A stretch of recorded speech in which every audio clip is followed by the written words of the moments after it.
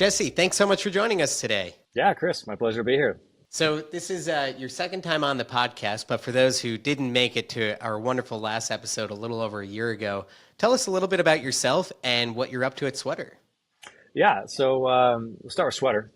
So Sweater is an infrastructure platform that enables qualified partners to launch venture funds that anyone can participate in. There's no accreditation requirements, minimums are ultra low, and there's a lot of other benefits. And we pioneered all this with the Cashmere Fund that we launched a couple of years ago. Excuse me. We launched a couple of years ago. And when we proved everything out, we were able to take all that technology and experience, and now we're opening it up as a platform. And our vision is to provide effectively a whole new asset class that allows the private exclusive markets that have always been set aside for the wealthier people in society to be fully open to the general public via really professional, high grade, well qualified managers who manage these funds. And so, 10 years from now, we hope to have hundreds of these funds on the platform across assets, everything from venture capital to private credit to commercial real estate and anything else, and have it become normalized to have a large chunk of your portfolio in private assets. When people are listening to this, they're very likely Reg CF, Reg A plus investors investing in individual deals on these platforms and may very well have asked themselves the question of, wait a second, like, why can't I actually invest in a fund?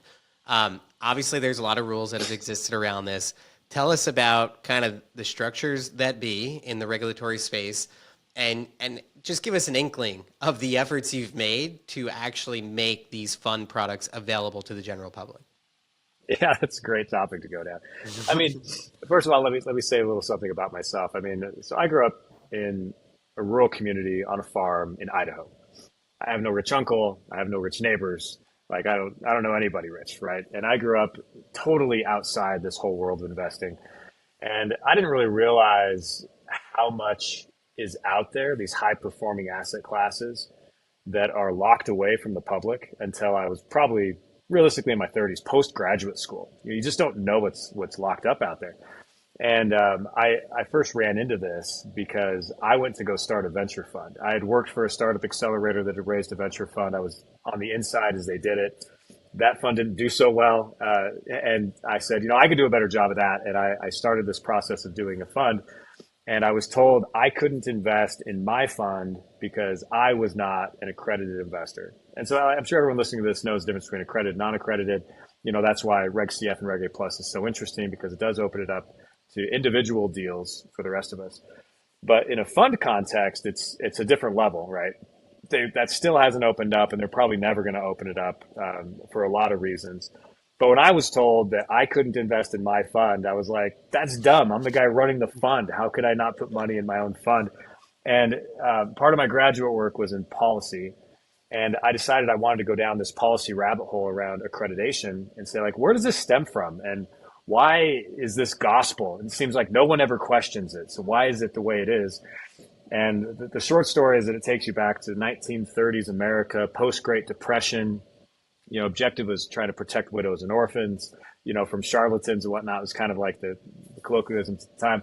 And, they were trying to find a measuring stick to say, well, who is sophisticated and who's not? And they ultimately settled on wealth as the measurement tool under the premise that if you're wealthy, that you're smart. And if you're not wealthy, that you're probably not quite smart enough, and we need to protect you. And it was so condescending. I mean, like when I ran into that, I was like, if this includes me, and if this includes like all these other smart people I know, this is archaic and needs to change. And so that was in 2018. And I dropped the idea of doing a regular fund, went down this path, and this short story is becoming long. But basically, it took 2.5 years of navigating, trying to figure out who to talk to at the SEC to do this. And when we got in there, we found out they'd been having this discussion for a long time, and they'd been trying to figure out how to open up private markets through professionally managed funds instead of solely through individual deals like Reg CF and Reg A Plus, which is great. And it's got its own place in the market. And we were kind of warmly welcomed, let's say that. And at the end of the day, we ended up adapting a fund structure that had been around for a long time. We can talk more about that, but we adapted it into the venture space and started the Cashmere Fund. And that's what started everything for us. So there's a lot of history there, and I think that ultimately our approach was what can we leverage that already exists? Like, we don't want to write new laws. We don't want to try to change the definitions. I mean, there's 75 years of precedent behind all this. Like, that's such a massive lift. You can't do that. So how can we operate within the system? And that's ultimately what we figured out. And we've been able to prove out an operating fund now. We've signed our first couple of contracts for partner funds, and the train is moving. What I think is really interesting, and you kind of talk about working within the structures that be, is that yes, this is a venture fund, but it works a little bit different than a traditional venture fund in that you can continue to invest in this fund. And I believe there's even opportunities to liquidate your position underlying the investment fund over time. What are the mechanics of this? And if you can dive in even further on the fund structure and what it means for investors in terms of getting into and out of the fund over time in a way that doesn't exist for traditional venture. Yeah, and it might be good to kind of lay the baseline for how traditional venture funds work if some listeners maybe aren't that familiar. So traditional venture funds have some constraints that make them inaccessible, let's say. So I mean, the first one is you have to be an accredited investor, so that's automatically you have to be in the, top 3-4% of U.S. household earners to even qualify. The second constraint is that they can only have 99 investors in the fund in most scenarios. And there's exceptions for small funds less than 10 million, but generally most venture funds are much bigger than that. So they have 99 slots, and that drives a very high investment minimum, because if you want to raise a $100 million fund and you've only got 99 investor positions, the minimum goes up real fast. And so typically it's $250,000 to even be at the starting gate for a small regional fund. And then on top of that, there's no liquidity at all. You put in, your $500,000 and you're going to be waiting 10, 12 years for that money to come back to you. And granted, there should be high returns with that. It's a high risk, high reward kind of scenario. But those are the constraints, right? And then the last thing that's important is that you can't publicly solicit, which means you can't run ads. You can't really reach out to people you don't know, so to speak. It's all got to be word of mouth, and it makes it very hard to raise a fund. So these funds that we run, they're called registered funds. And a registered fund, it falls into a category. It's kind of like a cousin to a mutual fund, and it relieves most of these constraints. So the first big thing is you do not have to be accredited. Anyone is welcome. You could be unaccredited, you could be accredited, you could be a big institution. It doesn't matter. Secondarily, there's an unlimited number of investors that can join the fund. You could have 1 million people in one of these funds, and a lot of mutual funds do have tens of thousands or hundreds of thousands of people in them. Same kind of dip. And because of that, it brings the investment minimum down to whatever the fund manager wants to put it at. When we launched the Cashmere Fund, we were trying to make a point, and we put it down at $500. I mean, it's about as low as you could possibly get it. But the fund manager could put it at 5,000 or 50,000 or whatever they want. And then the component of this, the fund is technically called an interval fund. And the reason for that name is that there are redemption intervals that take place every 6 months, which means that the fund will buy back a certain portion of shares from the investors of the fund at whatever the price of the fund is at. And we can get into more of the mechanics. There's some jargon and stuff, but the fund is tracked in its value. And, you buy in today and you could come back in 6 months and be like, that wasn't really a good fit for me. And you could take a portion of it out. And there's some rules and stuff around that we can discuss. But all of that leads to the fact that, you can publicly solicit these and take them direct to consumer. I mean, the Cashmere Fund, again, we took it through Instagram and Facebook and YouTube and through PR channels. We were able to open it up so that truly anyone can discover it. Truly anyone can come in. There's no limitations. So when you compare the two and you say, well, traditional venture has been the same way for 50 years and it's worked, it is arguably the highest performing asset class of the last 30 years pretty consistently. And, the wealthiest in society have had access to that. And now we're saying, hey, there's some other benefits to this that allow anyone to invest. And, we hope that it can really shift the way that people think about getting into private markets. One of the things that I find most kind of fascinating / challenging about creating these interval funds is how do you continuously, on kind of a quarterly basis, price all of the underlying investments that you're making within the fund? Yeah, so this is we could talk for hours about this. we've got a policy book that's about this thick that outlines all the scenarios and how you do it. So let's run a comparison between an interval fund and its cousin, the mutual fund. So mutual funds are tracked on a NAV. It stands for net asset value, and it's a reflection of the total value of the fund according to the performance of the assets that the fund is invested in. So in a mutual fund, it's mostly stocks, right? So all the stocks are going up and down every day. So every day they look at the changes in the prices and they reflect those changes in the price of NAV. So when you buy in, you might buy in at NAV at whatever, $22, right? And next week it might be $23 or it might be $18 or whatever, right? And if you decide to change your position, you're going in and out of the fund at that price. So that's pretty easy when you have assets that are marked to market on a daily basis and that are driven by supply and demand and everything. To make sure I'm clear on that, in the mutual fund, that's marked every single day. So that NAV is changing on a daily basis according to the entire asset base. Everything is assessed every day.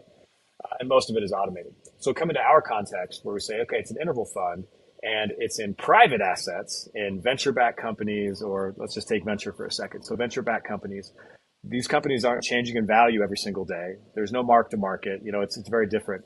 And so when we worked with the SEC, we said, well, we believe that we can value these assets accordingly. So we do assess the value of the portfolio technically on a daily basis. But most days there's not a change. Right. So, the Cashmere Fund, we'll just keep using that as an example, has about 33, 34 investments in it. So every single one of those investments is actually on a schedule to be assessed. So it's typically about once a quarter. We make the investment, we invest it at X price, at X amount, and we track that. And in the future, there's anchor points basically. So whenever there's an institutional round, so, we invested at the seed round, and then 2 years later, there's a Series A that a VC has led. That is a new price point that we anchor on, right? So we wait for that, and when that happens, then the price is officially changed, and we can reflect that. In between, we have the discretion to make micro adjustments every quarter. And we can, we get these updates from the companies, and we can determine if the company's on a positive, neutral, or negative trajectory and make micro adjustments along the way. So, this week we might assess 3 companies. Next week there might not be any. The week after that there might be 7, and we make those adjustments as they happen. And then there is one just kind of like off rule, more or less. And if something material takes place in between any of those scheduled dates, then we reflect those immediately. One other item that might be a little, I don't know, maybe complicated to explain, maybe not. So in these interval funds, right, say you're invested in 50 some odd companies, and one day one of the companies hits, right? You're 7 years in the IPO, and it was a 50x, right? And so maybe you put in $1 million, and now that's 50 million. And now your net asset value just went up dramatically. And maybe you've been kind of pricing it in as you went along, but you actually have $50 million in cash that goes into the kind of sweater interval fund cash bucket. Do all investors just immediately get paid out?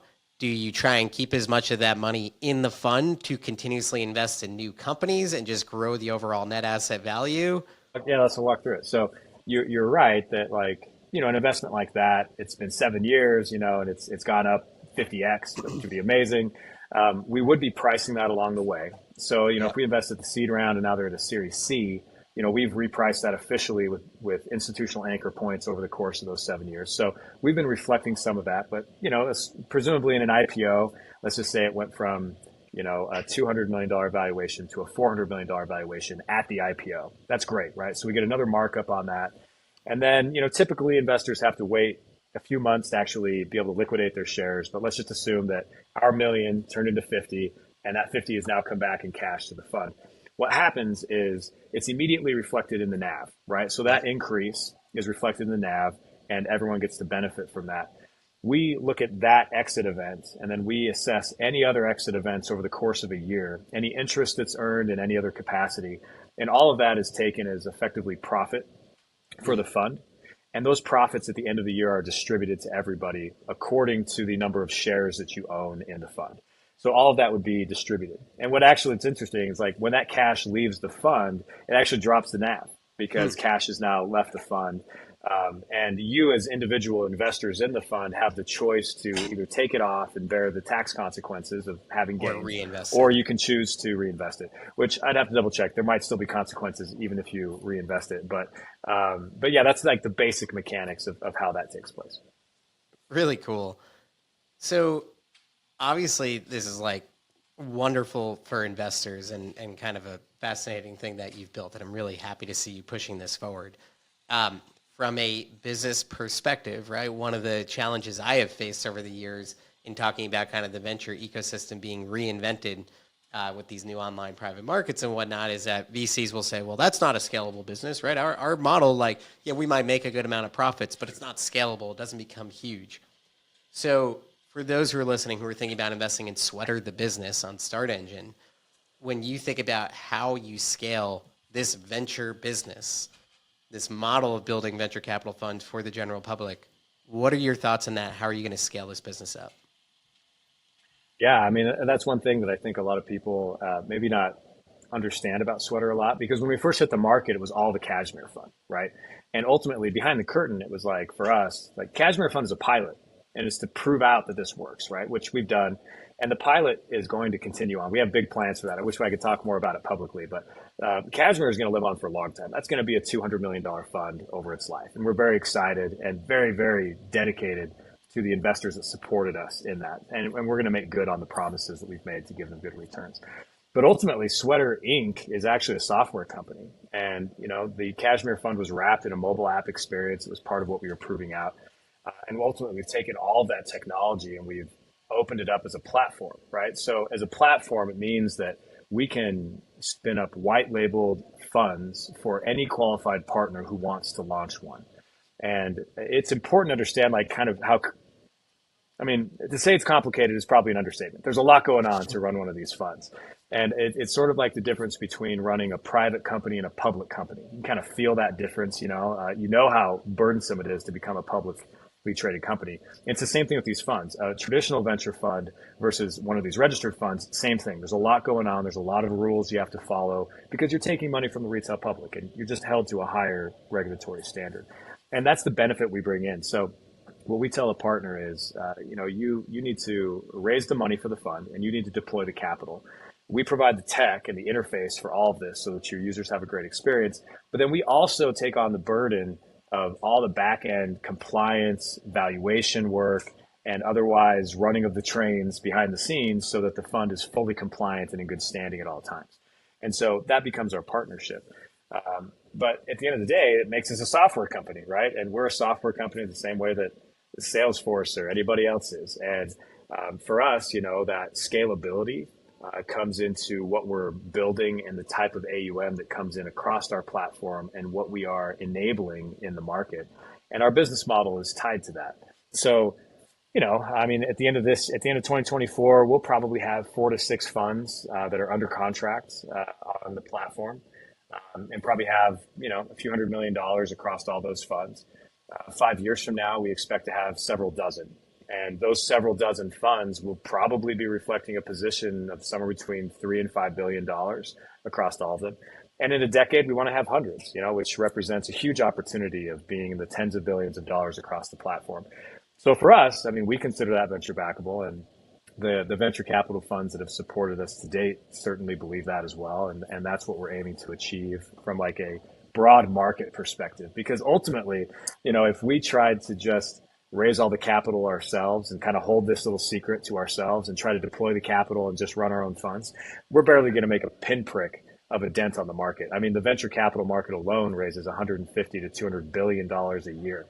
And, even the biggest funds in the world, have 30 to 50 billion after operating for decades, and we just wouldn't be able to make an impact. So if we really want to have a shifting effect on the way the venture markets work, we have to enable outside fund managers to do their work and to raise their own money and deploy their own capital. That's the only way that we can make a huge impact. And that's the impact we're aiming for as a venture-backed company.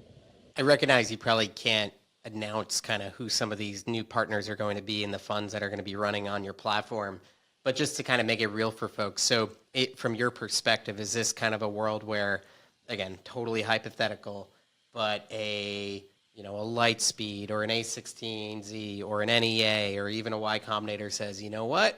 Yeah, we want to make a publicly available version of our venture funds, or some of the big real estate funds out there, right? Some of the big private equity real estate funds out there say, you know what? We've been managing billions of dollars for 30 years.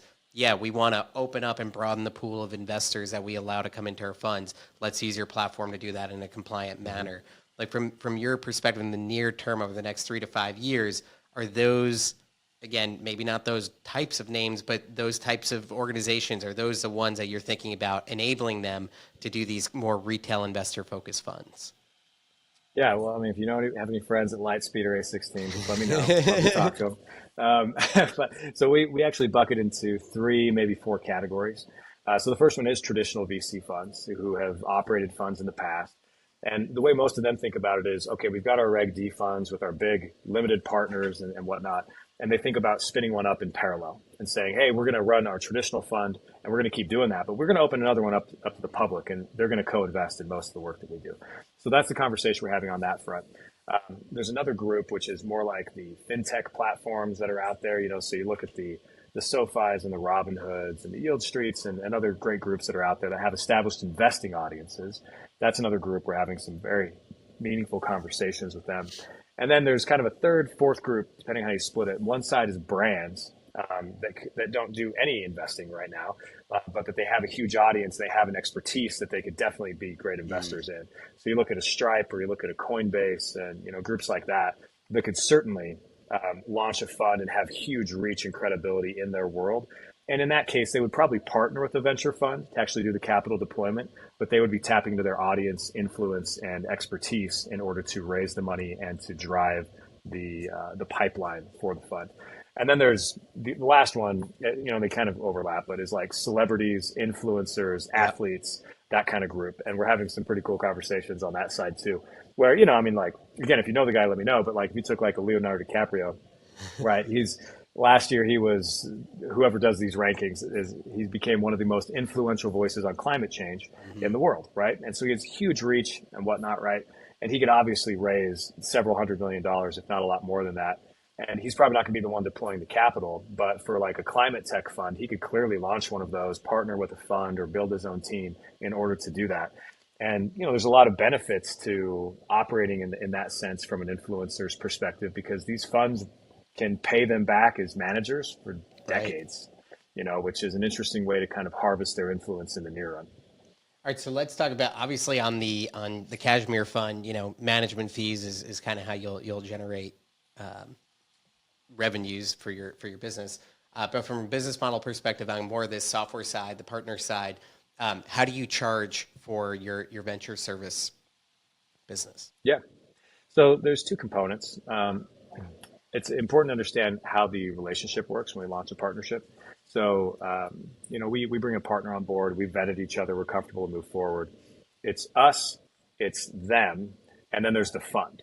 The fund is technically a separate entity, and their setup is a statutory trust. So it has its own board of trustees and all this other stuff, but it also has its own P&L, its own profit and loss statement, and all of its own expenses that it absorbs. So one component is a SaaS component for us, and that's the software itself.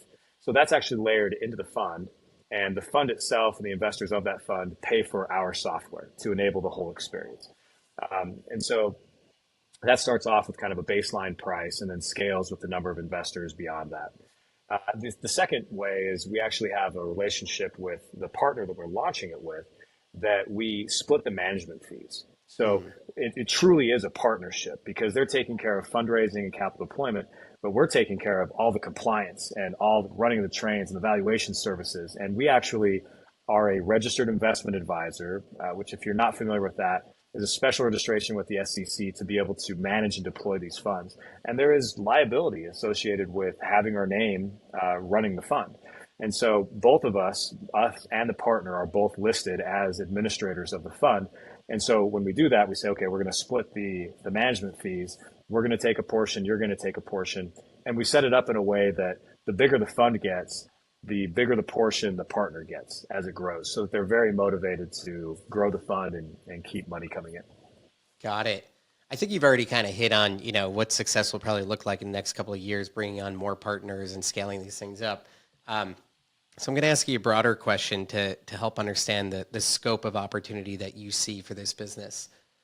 Let's call it, in a perfect world, 8 to 10 years from now, not necessarily just for your platform, but how do you see, access to venture funds, the way people think about investing in alternatives, changing, developing over time? What does kind of a perfect world state look like for you in which Sweater could be incredibly successful? That's a great question. And if I had a magic wand, I could just make the markets do what I wanted. I mean, there's macro components that could definitely affect us. If you take policy out of the equation and just talk macroeconomics, there's already so many trends that are moving in our favor. Like when you talk to wealth managers and registered investment advisors that represent clients, the biggest topic right now is getting a bigger allocation into alternative investments on behalf of their clients. And this has not really been a core conversation outside the last like 18 months. If you went and talked to a wealth manager 3 years ago, they would say, yeah, alts like maybe real estate. And that's all that they would talk about. And it was typically a very small portion of your portfolio. They'd say like, oh, like maybe think about like 5 or 10%, but it's pretty risky and it's locked up. You don't want to do that. You want flexibility. And today they're looking at it with all the changes in interest rates. They've said, you know what, like those days are gone and you need higher performing assets in your portfolio. And so like there's a group, I probably shouldn't name names. There's a very large group that we're friends with. They've got about 60, 70 billion under management. So as an example, previously, most of their clients were also high net worth, right? So they have $1 million plus in assets. And even then they were saying, all right, you should have 10 to 20% of your assets in alternatives. And that was what they had that was their official guidelines for the last 10 or 15 years.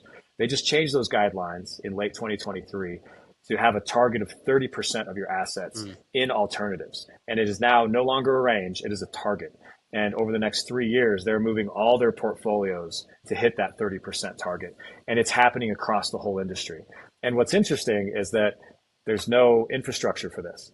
There's really no scaled way for to move that type of money and to get into deals in a way that wealth managers feel that they can actually administer this stuff on behalf of their clients.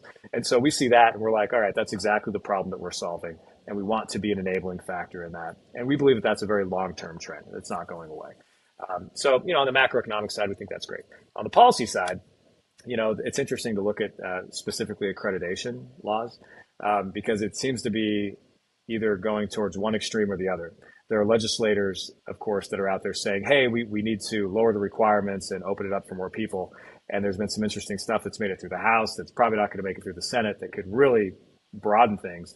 And I think that for us, that's still very much a net positive because it will make it more normalized for people to say, hey, I can do that. And the publicity around it will be great. And most people still probably won't feel comfortable doing their own deals. And wealth managers probably on a deal by deal basis won't be interested, but funds will be very interesting. So we think that's a net positive.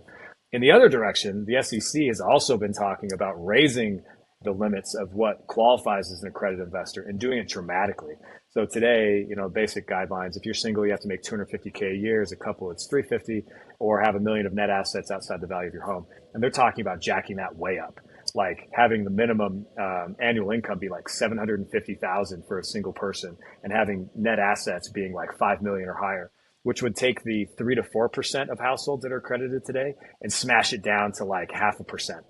And so in that case, that actually also benefits us because now you've got all these people who used to invest in alternatives who can't, and now we provide a channel to enable that. So, we feel like, of course, there's pros and cons on both sides of that, but generally, we feel like general trends are in our favor, and it's just a matter of like waiting out the markets and helping this new mentality become normalized and becoming a key piece of infrastructure to make it all happen. Amazing. Well, Jesse, thank you so much for what you're building at Sweater. Congrats on your success to date. Looking forward to seeing where you guys go from here. And for all those who are listening, definitely check them out at Start Engine. Thanks so much and have a wonderful day.